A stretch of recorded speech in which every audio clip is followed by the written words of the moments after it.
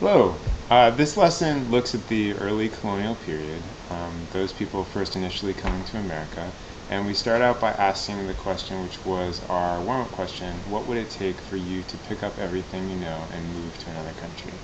So what would it take? Well, when we brainstorm this in class, we often come up with answers like a lot of money, or if not money, maybe someone's about to kill me, they want to burn me at the stake, or there's this great job opportunity, or maybe religion, I want to practice my new religion, that kind of thing. Those, I should say, are a lot of the same reasons why people actually did make the trip to the Americas, and that's what we're here to talk about. We're here to talk about the colonies. So I like to open with this sort of cartoon, and as it usually says, if you have to explain something, then it's not funny, but I'm going to go ahead and explain it. In this cartoon, you'll see the Nina, the Pinta, and the Santa Maria. These were the ships that Chris Columbus sailed, and there you see these Native Americans saying goodbye to these ships. Those Native Americans, sometimes called First Americans, sometimes called Indians. More appropriately would probably actually be Arawak Indians, and the guys on the ships here would be Spanish, although Columbus was sailing for the Italians when he sailed the ocean blue in 1492. Columbus came, and then as they're leaving, these guys are saying, okay, goodbye, but they're saying, did you detect something a little ominous in the way they said, see you later? And in point of fact, it really was kind of ominous, because when those folks did come back to the Americas, that is, when these Spanish folks came back to the Americas, they brought with them smallpox. Smallpox, which left these three guys on the beach, the Arawak Indians, and basically most of the Native Americans dead, because smallpox will do this to you. Indeed, this is a primary source document that shows some of the smallpox cases, and this is a modern example of an adult smallpox case. So when those Spaniards in this little cartoon, which is kind of cute and funny, but it's not so funny when these people look like this, right? In any case, today we're looking at that question, who came to the Americas? And we're focusing primarily on the British. But before we start, I really want you to note that there were a lot of different folks that came to the colonies. So if you look at this map, or however you want to describe it, you'll see a bunch of different names. Cabral, Columbus, 4 times. Columbus actually came back to Europe once in chains because he had been arrested. Notice that Columbus is coming to Hispaniola, or what today we would call Cuba. And then also there's Haiti and the Dominican Republic. He explored this whole area. Also Verrazano, which the Verrazano Bridge in New York City is today named after. Cartier, who explored on behalf of the French. Cabot, Davis, Robezier. But notice most pointedly the Norse, who on this map it says circa 1000, but in point of fact the Norse, though that is to say the folks from Norway, they were coming over very, very, very early and doing a lot of fishing over here, and some say they maybe even set up a settlement up in what today is northeastern Canada. What we really care about are those folks that came to New England, and if we look back at those dates of those early explorers, you can see that's around early 1500s. So they begin exploring early 1500s, but they don't actually start setting up settlements until maybe, about 100 years later. So by 1607, you've got Jamestown. And then over the next 100 years, up until say around 1700, early 1700s, we start to see more and more and more people begin coming over to the Americas. Now this will show you the actual number of people that came to New England versus where we live in Virginia, but note that a lot of folks were actually going to this area around the West Indies. 20,000, 20 grand folks, they went here. That's because these were very, very profitable. There was a lot of sugar being grown here, and sugar could be turned into rum, which could be sent back to England to make lots and lots of money. The folks who came to New England did so for a very different reason. Most of them came because they were fleeing religious persecution, and we're going to talk about that in just a second. First, though, there were people living there when these folks came over. They were Native Americans, sometimes called First Americans, sometimes called Indians, more appropriately called either Arawak or Cherokee, or any number of different names for these various different ethnic groups, which today we call the First Americans or the Indians. The Arawak or the Cherokee or the various different groups, in this slide you see the Pequot, the Nipmuc, the Pennacook. I mean, they're very, very different groups of people. They spoke different languages, they had different customs. You know, I mean, it's almost like talking about Germans and Irish and Spanish and whatever. You know, they were very different people, and we don't know as much as maybe we should, or at least we don't study as much as maybe we should. In any case, what you need to know is that the Europeans and the Americans fought. They clashed. There were a bunch of Native Americans or Indians living in this region. Along came the Europeans and they fought. And at the end of the day, it was the Native Americans who lost, largely because of disease, right? Because of that smallpox, right? Here's that really ugly picture again. The Native Americans basically died. Now, there is an exception to this, and that is the French. Unlike the British, who basically just wanted to kill off the Native Americans, the French intermingled. They married with them, they traded with them, they explored all through what we call the Mississippi River Valley, and up into northeastern Canada. That was the region that was French, and the French were traders, and they married Native Americans.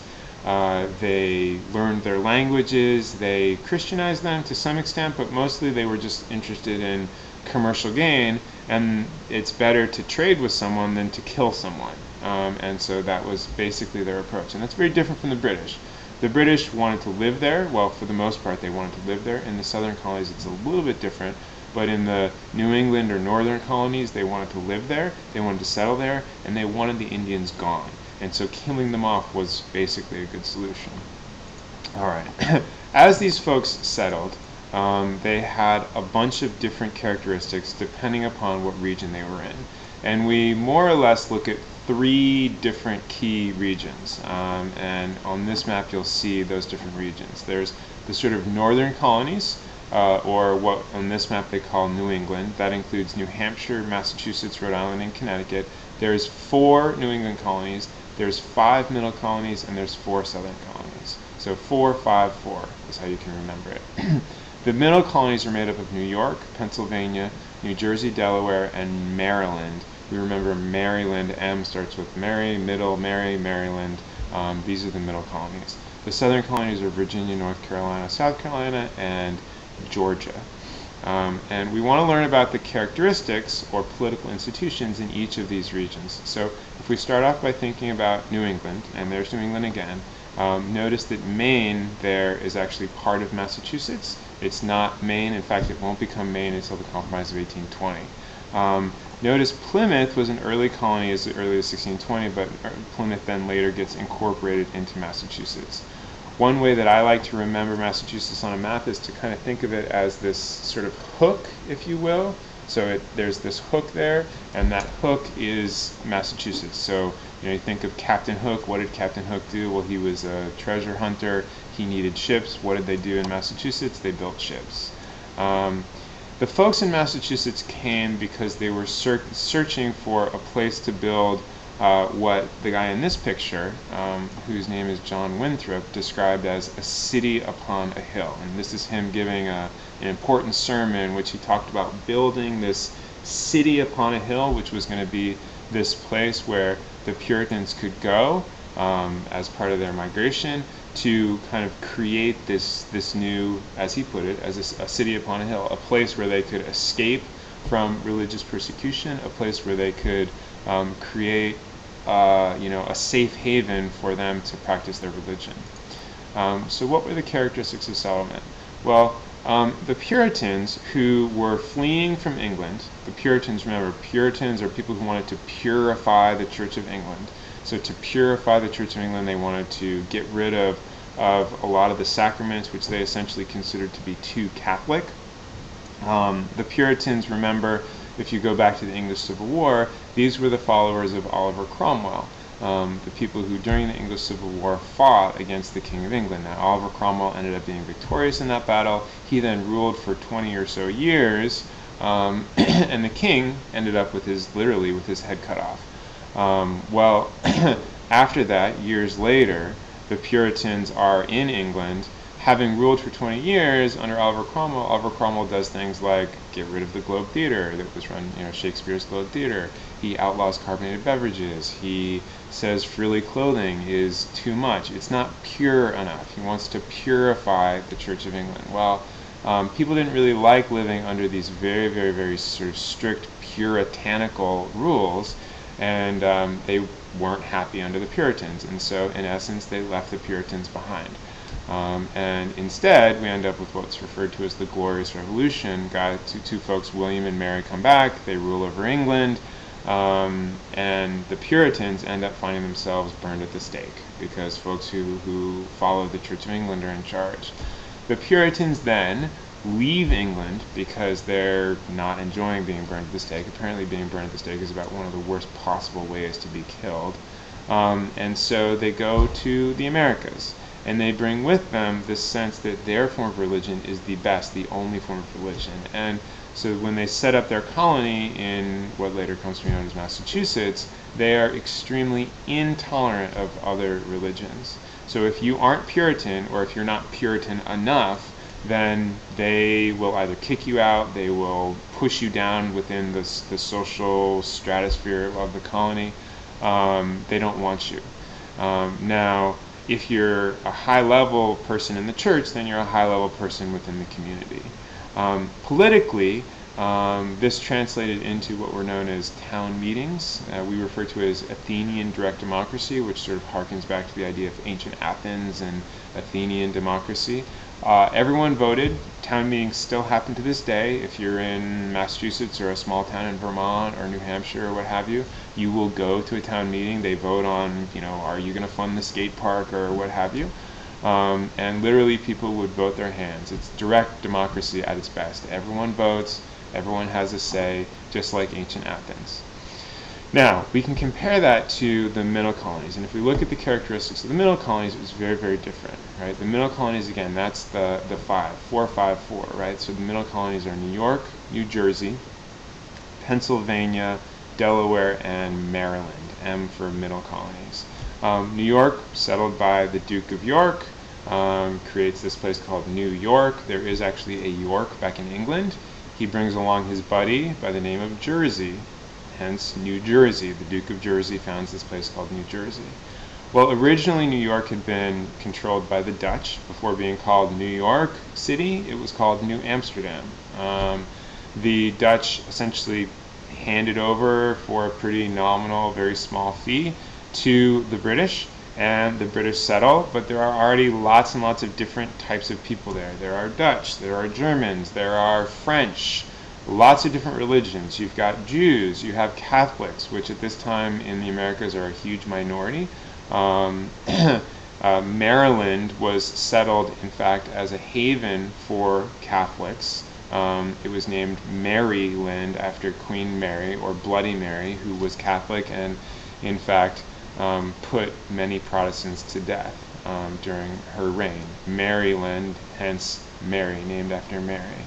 We compare Maryland to Virginia. Virginia was named after Queen Elizabeth, who was known as the Virgin Queen, and hence Virginia named after Queen Elizabeth. Queen Elizabeth was very much a Protestant. In fact, she established the Book of Common Prayer for the Protestants. So Maryland, a haven for Catholics. So you've got Catholics. Maryland is a middle colony. You've got Catholics in the middle colonies. You've got Jews. You have Huguenots. The word Huguenot is just a fancy word for French Protestants. You've got Lutherans. Lutherans are German followers of the Protestant faith. So a variety of different religions, variety of different people, speaking different languages, all brought together, very, very, very diverse. And lo and behold, they all have to get along. So you've got a lot of religious freedom, a lot of economic opportunity, and basic sort of democracy. All right, let's move south. Those are the middle colonies. What about the southern colonies? Well, the southern colonies were much more established for basically for money. Um, the Virginia Company was very involved, and a lot of the land was given to the followers of the